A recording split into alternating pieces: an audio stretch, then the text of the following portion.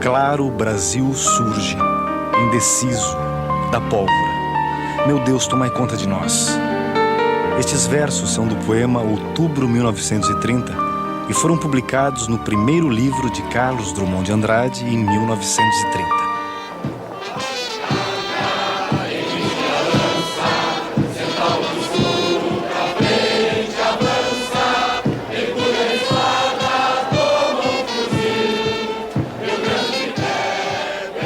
Carlos Alberto Richelli é o herói do filme Sonho Sem Fim, no papel do pioneiro do cinema gaúcho Eduardo Abelim. Ele foi contaminado pela mesma euforia que tomou conta do país quando estourou a Revolução de 1930 e embarcou na esperança de que estava nascendo um novo Brasil. A Revolução levou 21 dias para chegar ao Rio de Janeiro. O Palácio Guanabara, residência oficial do presidente da República, e o Palácio do Catete, sede do governo federal, foram cercados. O presidente Washington Luiz recusou as intimações que recebeu da junta militar para renunciar. Foi preso no dia 24 de outubro e levado para o Forte de Copacabana, de onde embarcaria para o exílio.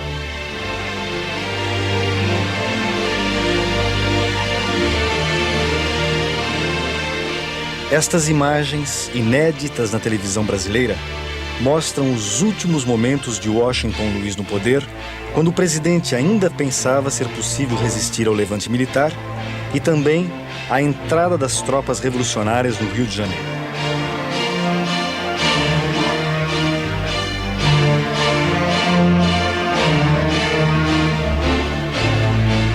Quando Washington Luiz foi deposto em outubro de 1930, multidões saíram às ruas para comemorar por todo o Brasil. Edifícios públicos foram tomados, os jornais governistas empastelados. A República Velha desaparece. Uma República Nova se anuncia.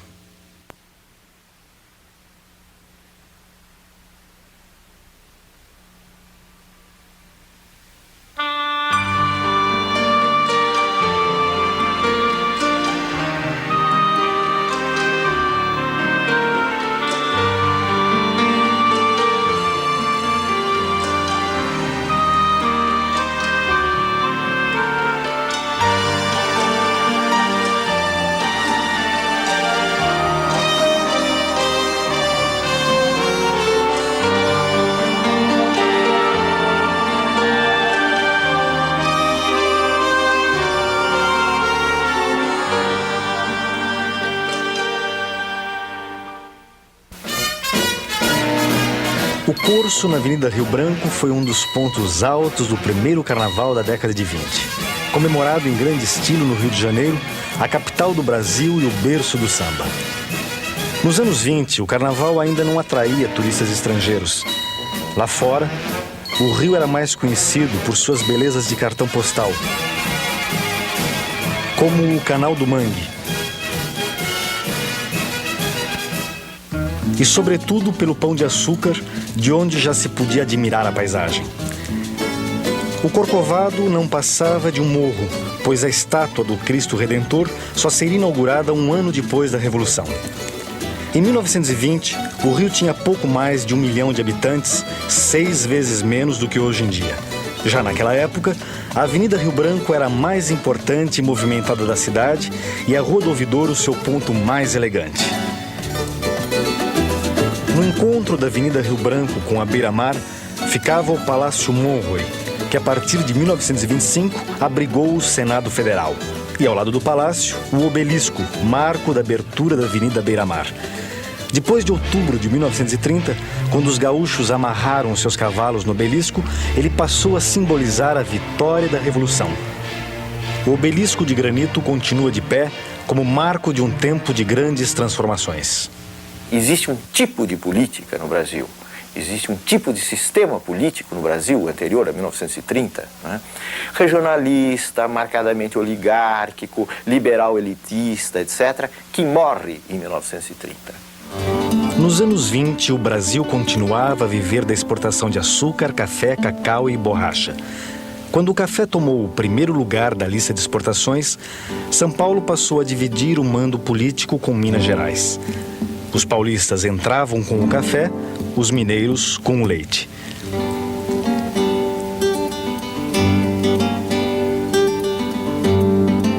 Na velha República, os grandes proprietários rurais de São Paulo faziam os presidentes da República e controlavam as decisões econômicas. E havia sempre um banquete para sacramentar essas decisões. Dos 11 presidentes eleitos da República Velha, apenas 2 não eram de São Paulo e Minas. Mas em nenhum governo, o café deixou de ser generosamente beneficiado. Toda vez que os preços do produto oscilavam no mercado internacional e as exportações caíam, o governo entrava em cena, tomando empréstimos no exterior e comprando a produção excedente para restabelecer o nível dos preços. Mais de 60% da população brasileira vivia no campo, produzindo a riqueza do país, mais distante das grandes decisões nacionais. Na República Velha, os presidentes eram eleitos por menos de 3% da população. As mulheres não tinham direito a voto, nem os analfabetos, que representavam 50% da população adulta. O voto, por sua vez, não era secreto, facilitando a fraude e o voto de cabresto. Na hora da eleição, quem dava as cartas eram os coronéis.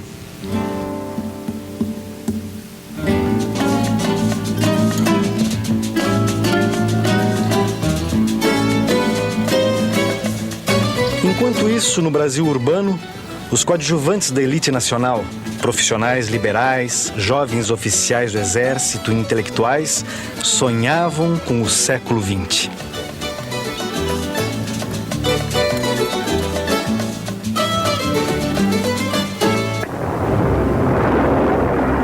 Um século que, na verdade, só havia começado em 1914 com a Primeira Guerra Mundial.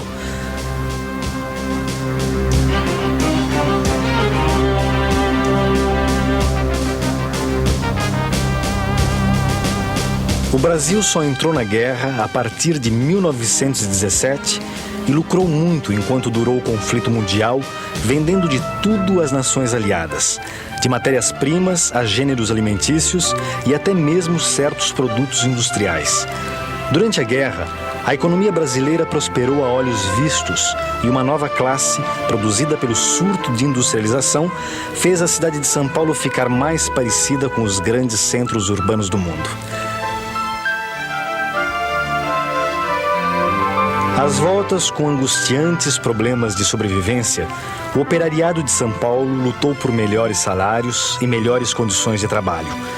Em sua maioria, imigrantes de origem italiana ligados ao movimento anarco-sindicalista, os operários paulistas realizam inúmeras greves a partir de 1910, culminando com a greve geral de 1917. Ameaçados de expulsão do Brasil e debaixo de forte repressão, os operários chegariam aos anos 20 sem ter conquistado os mínimos direitos sociais pelos quais tanto lutaram.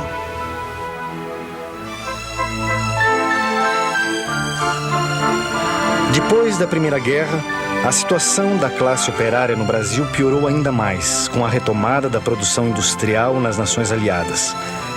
Da noite para o dia, o Brasil perdeu o mercado externo e começou a ser invadido por produtos manufaturados no exterior.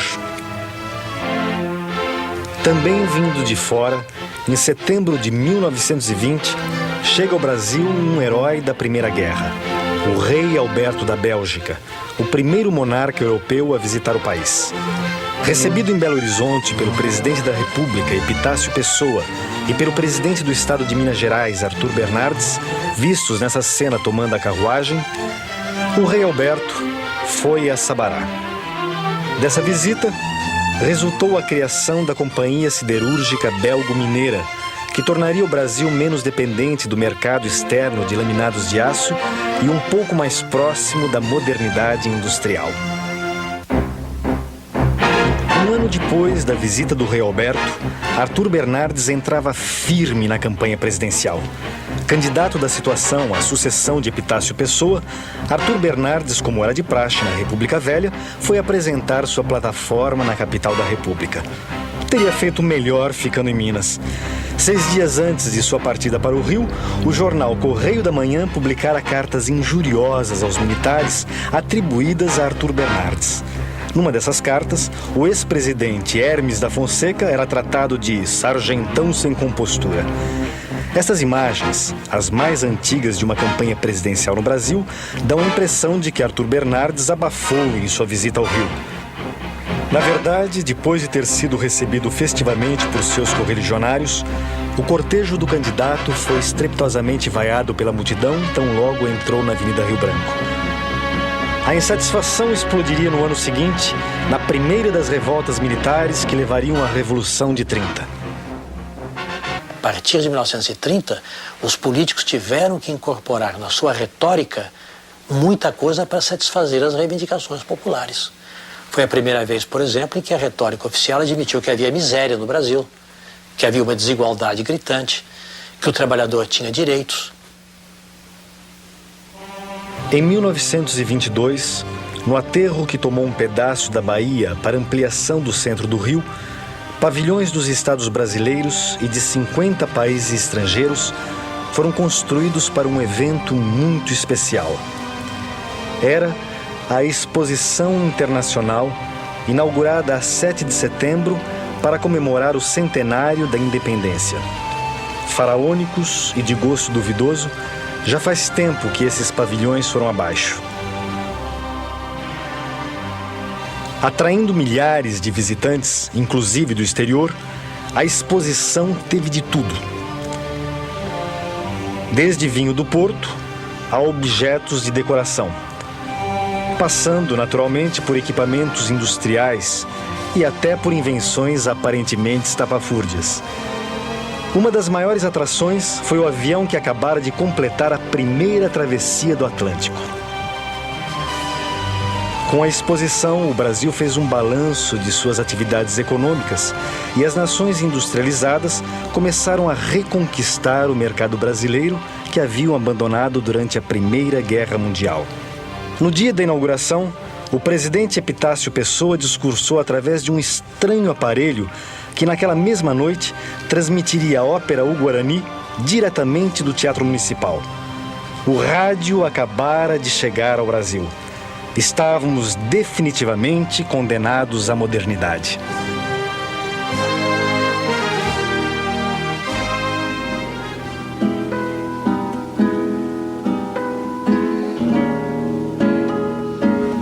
Condenados à modernidade.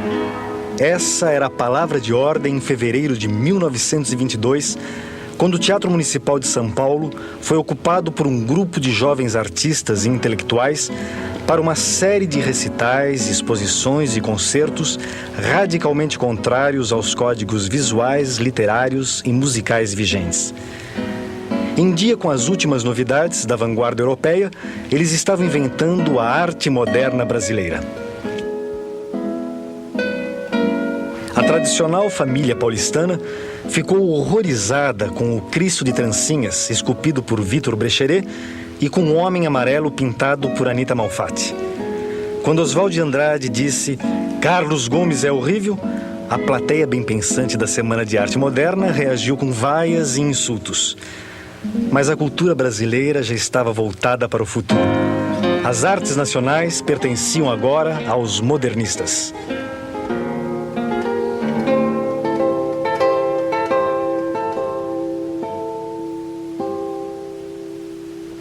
Menos de um mês depois da Semana de Arte Moderna, Arthur Bernardes é eleito presidente da República. Sua vitória é contestada por civis e militares inconformados com a ditadura dos barões do café. Enquanto os desafetos da política do café com leite pedem novas eleições, um pequeno grupo de comunistas e antigos militantes anarco-sindicalistas fundam o Partido Comunista do Brasil. Em julho de 1922, foi a vez dos militares se rebelarem. Um motim sacudiu a escola militar e o forte de Copacabana se sublevou. Jovens oficiais de modesto calibre, os tenentes, protestavam contra os soldos baixos, o fechamento do clube militar, a prisão do Marechal Hermes da Fonseca e, sobretudo, a eleição de Arthur Bernardes. Entregue à própria sorte por outras unidades do Exército, o forte de Copacabana foi bombardeado pelas forças leais ao governo. Recusando a rendição, um pequeno grupo de praças e tenentes saíram pela Avenida Atlântica ao encontro das poderosas forças do governo. Apenas 2 tenentes sobreviveram à fuzilaria.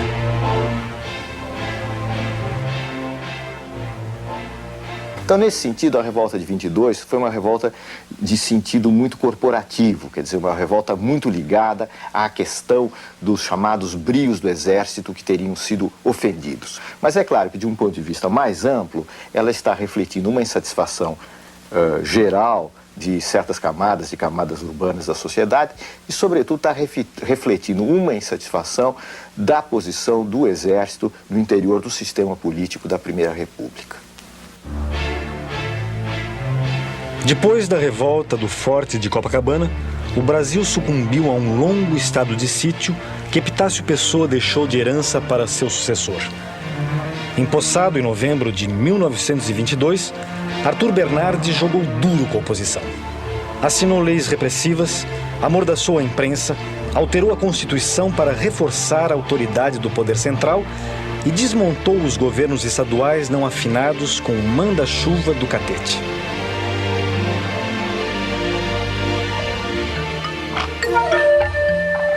Numa noite em que as obrigações do poder lhe deram folga, Arthur Bernardes assistiu em palácio à projeção deste filme, No País das Amazonas, do mesmo pioneiro Silvino Santos, que filmou a exposição da independência.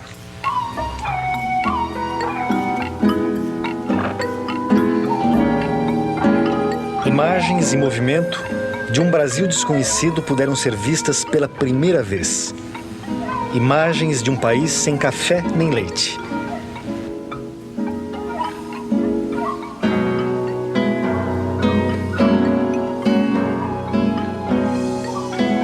O Brasil dos primeiros brasileiros. Nos anos 20, havia mais de 500 mil índios no Brasil. Hoje não chegam a 200 mil.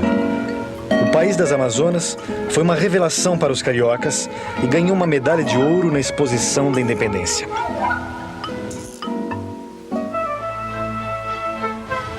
Fora do círculo do poder, as elites civis tinham como símbolo máximo da sua insatisfação a figura de Rui Barbosa. Candidato 3 vezes derrotado à presidência da República, Rui Barbosa havia sido o grande líder da campanha civilista, o primeiro movimento significativo de opinião pública a agitar a República Velha. Em 1923, a grandiosidade destas homenagens póstumas atestam que os ideais da campanha civilista continuavam de pé. Voto secreto, maior autonomia para os estados, menos poder para os militares, eram bandeiras que já mobilizavam multidões. Civis contra militares, tenentes contra o governo federal e, em alguns estados, conflitos entre facções locais. A política do Rio Grande do Sul estava dividida desde a proclamação da República. Em janeiro de 1923, explode a Guerra Civil. De um lado, Borges de Medeiros, eleito pela 5ª vez presidente do estado que governou durante 25 anos. Do outro lado estão os federalistas, que contestam os resultados das eleições com denúncias de fraudes. Eles apelam para uma intervenção federal e acabam se levantando em armas contra o governo estadual. A Guerra Civil dura 9 meses, com confrontos militares em todo o estado. Boa parte dos pampas cai na mão dos rebeldes, mas eles não conseguem conquistar as cidades mais importantes. Nomeado tenente-coronel das tropas leais ao governo estadual, Getúlio Vargas assume o comando do 7º Corpo Provisório, uma tropa irregular de civis recrutados. Getúlio não chega a participar dos combates. Ele já estava no Rio como deputado federal, quando o Tratado de Pedras Altas encerrou a Guerra Civil que havia durado quase um ano. O governador eleito, Borges de Medeiros, manteve seu mandato, mas sem poder se reeleger. Borges de Medeiros seria sucedido no governo estadual pelo próprio Getúlio Vargas. Para os revolucionários, para aqueles que a gente ficou conhecendo como tenentes, a questão democrática era uma questão de segunda ordem. 1924. São Paulo, depois de ter sido bombardeada pelo exército. Chegara a vez dos tenentes paulistas se rebelarem, ocupando a capital do estado. A data do levante não podia ter sido mais bem escolhida. 5 de julho, segundo aniversário da revolta do Forte de Copacabana. A permanente insatisfação nos quartéis atingira o seu ponto de ebulição com a recente condenação de tenentes acusados de pretenderem, pela violência, mudar a forma de governo e a constituição do país.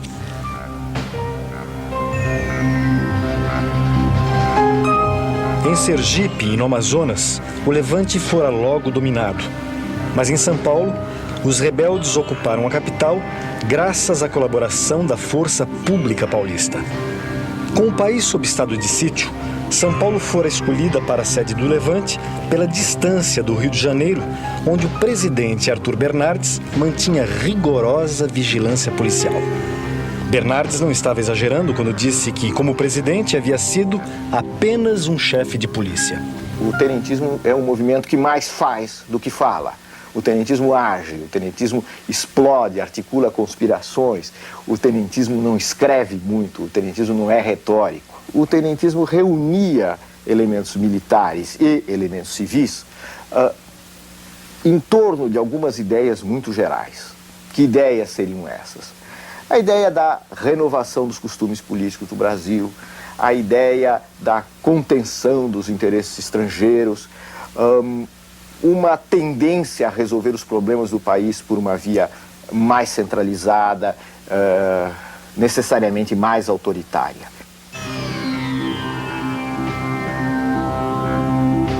Cercados pelo exército após 3 semanas de ocupação, os tenentes abandonam São Paulo para evitar que a cidade seja ainda mais sacrificada pelo bombardeio.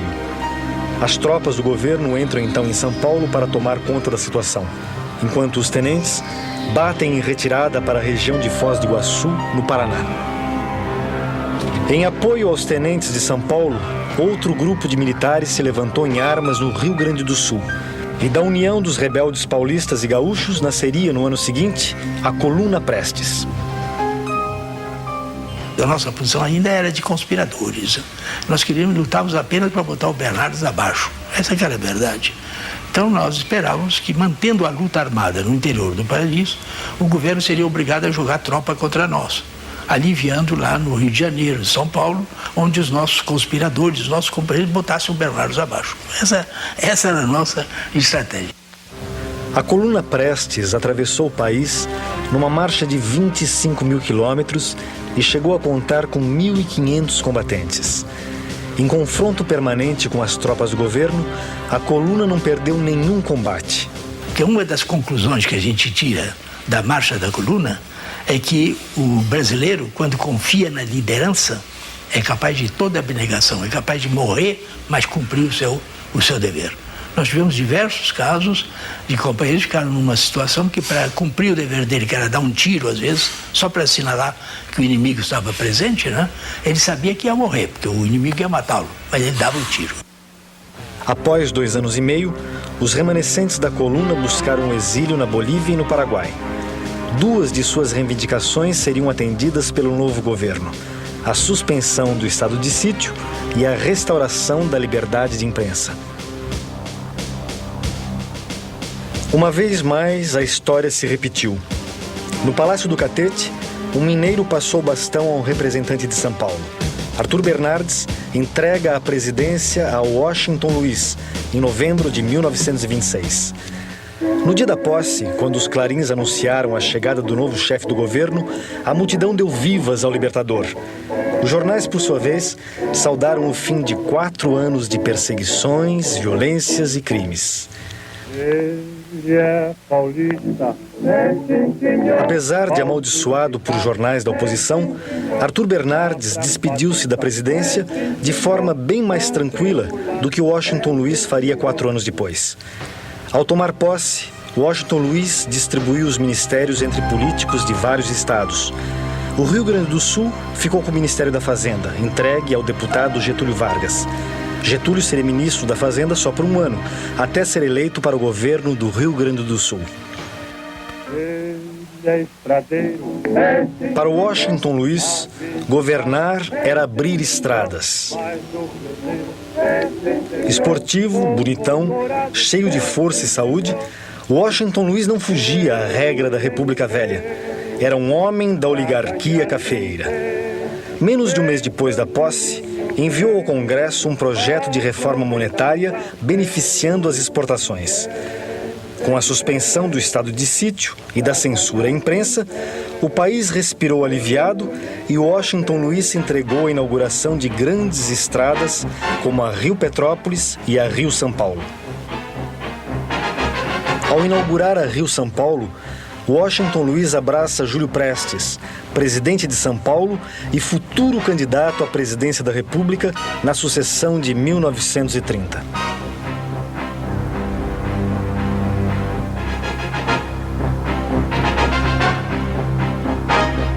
Ainda em 1928, o presidente eleito dos Estados Unidos, Herbert Hoover, visitou o Brasil.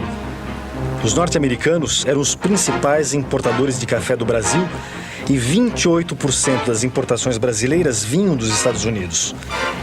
Quando ainda era secretário de Comércio, Hoover dirigira pessoalmente uma campanha contra a política brasileira de proteção ao preço do café, base da economia da República Velha. Foi nessa época que outros países aumentaram sua exportação cafeeira, passando a concorrer com o Brasil no mercado externo. Por esse revés, os barões do café não esperavam. Só a antropofagia nos une. Única lei do mundo. Expressão mascarada de todos os individualismos, de todos os coletivismos, de todas as religiões. To be or not to be? That's the question. Com essas palavras de ordem, Oswald de Andrade apresentou ao país o seu manifesto antropófago. O modernista Oswald propunha uma saída canibalesca para os impasses nacionais. No caldeirão, apenas as grandes conquistas do chamado mundo civilizado que valia a pena digerir. Oswald gostava de chamar o Brasil de Pindorama, a terra do pau-brasil, onde o carnaval é o acontecimento religioso da raça e a alegria é a prova dos 9.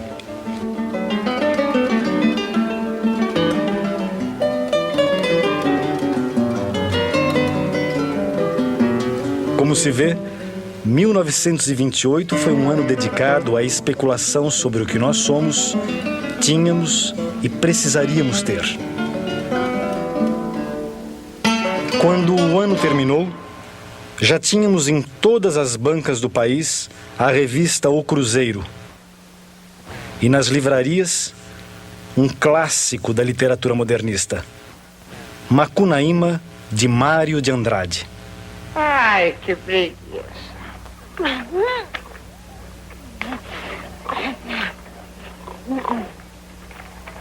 E eu?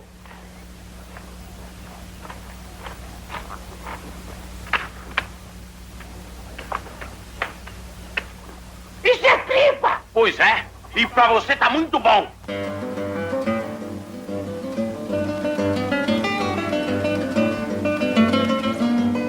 No final dos anos 20, a terra do pau-brasil não estava preparada para a revolução imaginada por Oswald de Andrade. Pindorama ainda tinha vergonha. Uma outra revolução acabou vindo, mas precisou de uma ajuda de fora. Em 30 há alguma coisa que a história tradicional dizia que me parece verdadeira. Há uma revolução de alguns estados contra outros estados. Há, de algum modo, uma revolução contra São Paulo.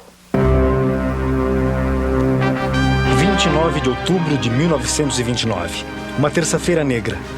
Da noite para o dia, milhões de ações mudaram de mãos na Bolsa de Nova York. Aturdidos pela especulação, os investidores entram em pânico, perdem a confiança no mercado e o preço das ações despenca, gerando falências em cadeia. Milionários amanhecem sem nada. Pequenos poupadores perdem o pouco que tinham conseguido acumular a vida inteira. Por ter sua economia dependente de um único produto de exportação, o Brasil acabou sendo duramente afetado pela crise mundial. O estoque de café acumulado, sem comprador à vista, chegou a 22 milhões de sacas. Desta vez, o governo não teria como bancar os prejuízos. Os empréstimos internacionais estavam suspensos e as nossas reservas foram tragadas pela fuga de capitais estrangeiros do país. No início dos anos 30, sob efeito da quebra da Bolsa de Nova York, as economias capitalistas do mundo inteiro perdem o rumo e mergulham na recessão e no desemprego. Com a queda das exportações, o Brasil se viu obrigado a substituir por produtos fabricados no país o que antes era importado. Como já acontecera durante a Primeira Guerra, o setor industrial tirou algumas vantagens da crise mundial.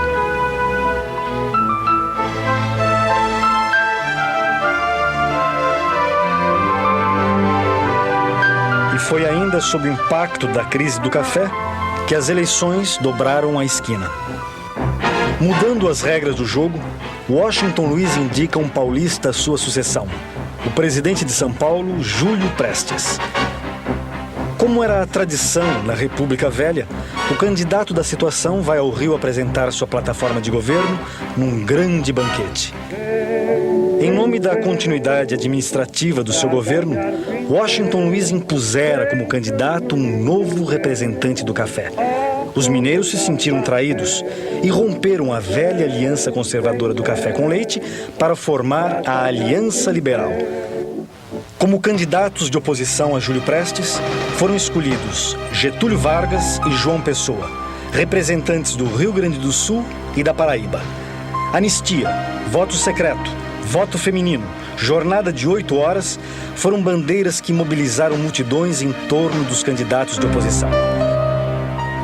A Aliança Liberal incluía desde conservadores, como o presidente de Minas, Antônio Carlos Ribeiro de Andrada, até os tenentes, tidos como radicais pelos próprios aliancistas. Antônio Carlos se notabilizou por ter dito: façamos a revolução antes que o povo a faça. Todos queriam o poder, mas tinham horror do povo. Os tenentes viam a questão operar da pior maneira possível. Né? Nas palavras deles próprios, eu estou pensando no Juarez Távora, por exemplo, da ameaça do populacho, né? O perigo de bolchevização das reivindicações. Eles tinham horror à classe operária. Para a maioria dos tenentes, eu arriscaria dizer quase, para a totalidade dos tenentes, o movimento operário era alguma coisa demoníaca e que deveria ser evitada e controlada. Os industriais paulistas não tinham dúvida sobre quem deveriam apoiar. O Centro das Indústrias de São Paulo lança manifesto apoiando o candidato do governo. Para os industriais, a vitória de Júlio Prestes seria a garantia da execução integral do programa financeiro do governo de Washington Luiz. Candidato do governo, apoiado pelos industriais, Júlio Prestes também foi capaz de mobilizar multidões. Na campanha, além de grandes recursos financeiros, contou ainda com outro trunfo: o rádio. Sua candidatura modernizou as campanhas políticas no Brasil, fazendo do rádio um eficaz veículo de propaganda. Até um jingle Júlio Prestes teve de graça: a marcha Seu Julinho Vem, gravada por Francisco Alves para o Carnaval de 1930. Seu Julinho vem, seu Julinho vem, e o mineiro lá de cima tem cuidado. Seu Julinho vem. E seu Julinho veio mesmo. Em março de 1930, depois de uma campanha com comícios agitados e atos de violência, o candidato do governo derrotou a chapa Getúlio Vargas João Pessoa. A eleição se realizou num domingo de carnaval.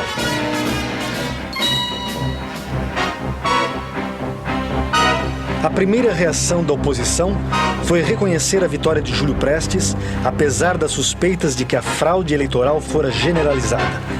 Alguns se limitaram a contestar os resultados, outros se lançaram na conspiração revolucionária. Os setores mais jovens da Aliança, gente como Oswaldo Aranha, no Rio Grande do Sul, por exemplo, tinham uma perspectiva de alteração brusca do sistema que os velhos oligarcas tradicionais, como Borges de Medeiros e outros que estavam na aliança, certamente não tinham. E o curioso é notar que um homem relativamente jovem, como Getúlio Vargas, e que acabou sendo a figura de proa do movimento de 30, era um dos que mais hesitava na perspectiva de uma ruptura. Os tenentes, por sua vez, contavam com a liderança de Luiz Carlos Prestes. Mas Prestes, refugiado em Buenos Aires, já estava em outra e lança um manifesto contra a Revolução. Esse manifesto, antes de eu lançar, eu chamei os tenentes a Buenos Aires para informar a eles. Então veio João Alberto, veio Siqueira Campos, veio Djalma Dutra, Miguel Costa, o Isidoro e outros estiveram lá. E eu li, olha, eu vou publicar esse manifesto, porque já estou farto desses entendimentos com Getúlio, ele não quer saber de nada, ele está enganando a todos nós. Além disso, ele não vai fazer revolução alguma. O que ele quer é substituir a oligarquia paulista, que está em decadência, com o preço do café que foi lá para baixo, pela oligarquia gaúcha. No Brasil, a conspiração vai perdendo gás, enquanto o presidente eleito, Júlio Prestes, visita os Estados Unidos, retribuindo a visita que o presidente Hoover fizera a Washington Luiz em 1928. Chega a vez de Getúlio Vargas lançar um manifesto. Ele critica o processo eleitoral, mas propõe a aceitação do resultado e pede calma aos ânimos mais exaltados. Recebido com todas as honras de chefe de Estado, Júlio Prestes ficou ao todo 9 dias nos Estados Unidos, visitando Washington e Nova York. Nessa época, o Brasil já pertencia mais à esfera de influência norte-americana do que à inglesa, embora a dívida externa ainda fosse calculada em libras. Mas além da importação de matérias-primas brasileiras e financiamentos, os americanos já eram os principais investidores externos no Brasil. E quando, no Brasil, tudo dava a entender que o ímpeto revolucionário estava perdido e a conspiração suspensa, um tiro mudou o rumo da história.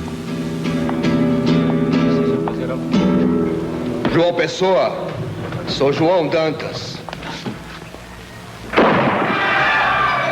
João Pessoa, candidato derrotado à vice-presidência na chapa de Getúlio Vargas, é assassinado.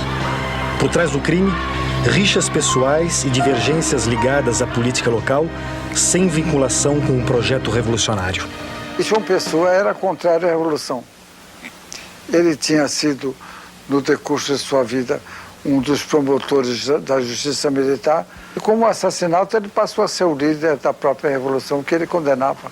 Porque ele chegou a dizer a Batista Luzardo, num certo momento, que ele preferia 10 Júlio Prestes a uma revolução.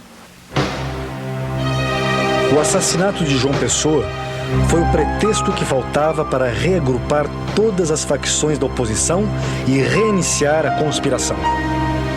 A Revolução de 30, ela abre para a construção de um período autoritário. Quer dizer, a Revolução de 30 é uma contribuição notável para o autoritarismo político no Brasil.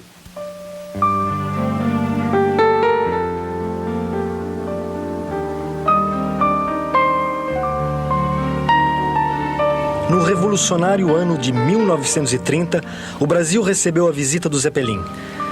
A gaúcha Yolanda Pereira ganhou o concurso de Miss Universo. A seleção brasileira perdeu a primeira Copa do Mundo e Mário Peixoto lançou o filme Limite, uma obra pra lá de moderno.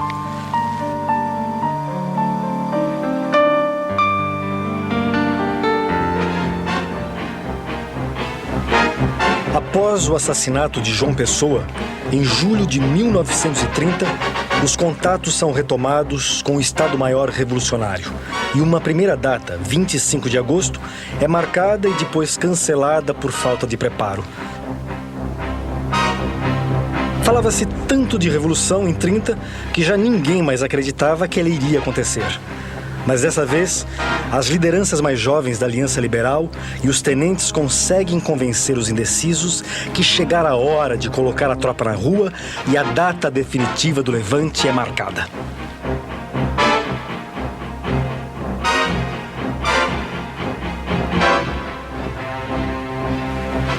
Tudo começou ao cair da tarde do dia 3 de outubro, com a prisão do comandante da 3ª Região Militar de Porto Alegre. Em 2 dias, o Rio Grande do Sul estava nas mãos dos rebeldes. A resistência em Minas não durou mais de 5 dias. E em Pernambuco, o governador fugira do estado quando os soldados ocuparam Recife.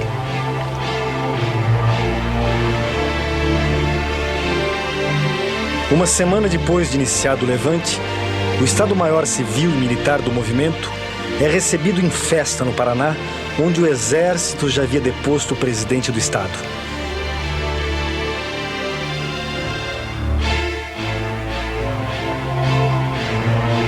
Depois de passar por Curitiba, Getúlio Vargas estabelece o seu quartel-general em Ponta Grossa, no norte do Paraná, assumindo o comando das tropas que se preparavam para enfrentar as forças legalistas.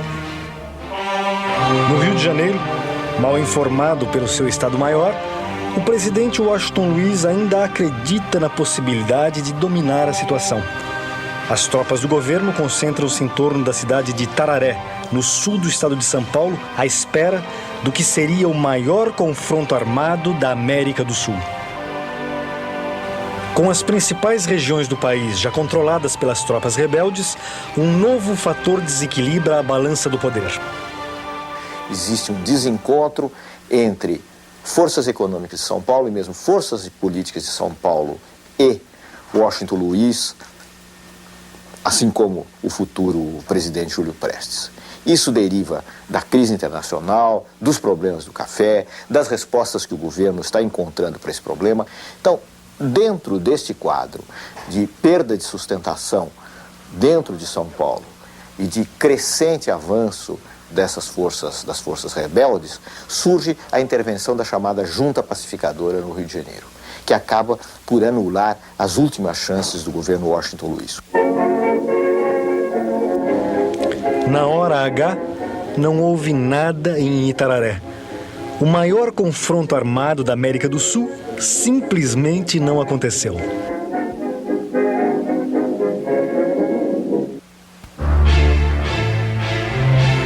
Na madrugada de 23 de outubro, tropas do Exército ocupam a capital federal.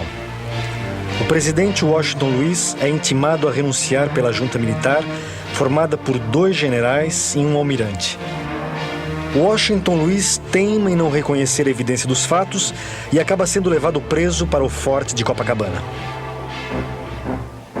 O avanço das tropas revolucionárias em direção ao Rio prossegue até que a junta militar concorda em reconhecer Getúlio como chefe de um governo provisório. A revolução vencera. A República Velha chegará ao fim. Tão logo se espalhou a notícia, o povo sai às ruas para comemorar. Jornais governistas são empastelados e os paulistanos invadem uma delegacia onde os presos costumavam ser torturados. Por onde passa, Júlio Prestes é vaiado pela multidão. Cercado pelas tropas revolucionárias no consulado da Inglaterra, onde estava refugiado, o ex-futuro presidente Júlio Prestes partiria para o exílio. É em clima de festa que São Paulo recebe de volta os tenentes derrotados em 1924. Eles que já eram heróis, agora são também vencedores. Não é menos calorosa a recepção que os cariocas dão a Juarez Távora, Oswaldo Aranha, Lindolfo Collor e outros líderes da Revolução. Segundo a crônica da época, quando eles chegaram à capital, o Rio se transformou num mar de fardas e lenços vermelhos. Getúlio Vargas, em menos de 30 dias, partira à paisana de Porto Alegre, vestir a farda para comandar as tropas revolucionárias e, já de volta aos trajes civis, tomara posse como chefe do governo provisório. O governo de Getúlio não seria tão provisório. Só em 1945, os militares o forçaram a renunciar. Toda a batalha ideológica de 30, né, foi a batalha do país único, e do país uno, sob a bandeira de um Estado com maior força, não é? Em oposição àquilo que Juarez Távora, por exemplo, chamava de os 20 estados, que eram como 20 feudos de um país descentralizado, etc. A República Nova já nasceu marcada pela cisão. As primeiras feridas foram abertas na hora de formar o ministério e escolher os interventores estaduais. De um lado estavam os tenentes, de outro a nova geração de oligarcas que chegava ao poder. Cada vez mais forte, o governo irá patrocinar modificações significativas no plano econômico e social. O Brasil terá mais indústrias, os trabalhadores mais direitos sociais, mas os sindicatos serão tutelados pelo Estado. Então, em vez do povo chegar à vida política no Brasil por iniciativa própria, ele chegou tutelado pelos organismos governamentais. Mas, apesar de tudo, para um país que não tinha participação política de massa, foi uma transformação. Pela primeira vez, o discurso do poder incorpora a classe operária, os chamados humildes na terminologia de Getúlio, e mais do que isso, há uma política trabalhista instaurada. Apesar de suas propostas modernizantes, o novo regime foi ficando parecido com o regime anterior. As oligarquias recuperam seu poder, menos em alguns estados, como São Paulo, que vai à guerra civil em 1932. Os tenentes, por sua vez, perdem influência. Os que não são disciplinados acabam seduzidos pelo Estado. Um Estado que distribui favores em troca de subordinação. 1920 é a modernidade do controle do Estado, é a modernidade da democracia, é a modernidade da cidadania.